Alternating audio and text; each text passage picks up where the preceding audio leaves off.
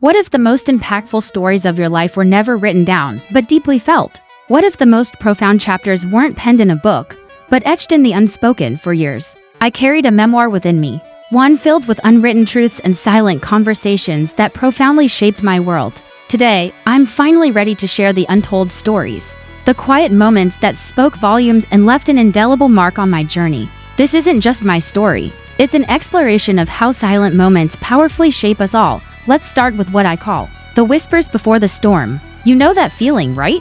That tension in a room so thick you could cut it with a knife. For me, it was a family dinner. I was a teenager and a question hung in the air about my uncle's sudden absence from our lives. No one spoke his name, but his presence was a ghost at the table. My grandmother just kept meticulously folding her napkin over and over.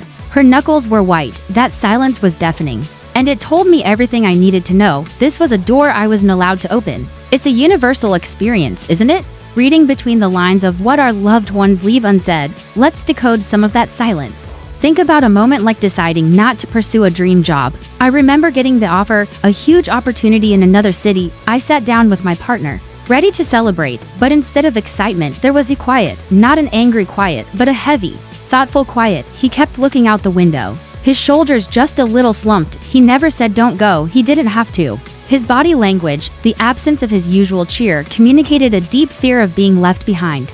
His silence was a plea. We often think silence is an absence of information, but it's a language all its own. It can be a tool of protection, a symptom of fear, or a reflection of societal norms that tell us we don't talk about that. Another time, after a major argument with a close friend, I waited for the apology text.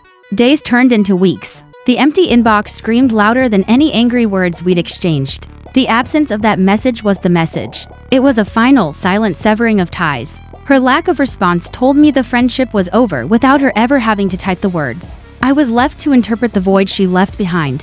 Why did she choose silence? Maybe she lacked the words, or maybe she felt the confrontation wasn't worth it.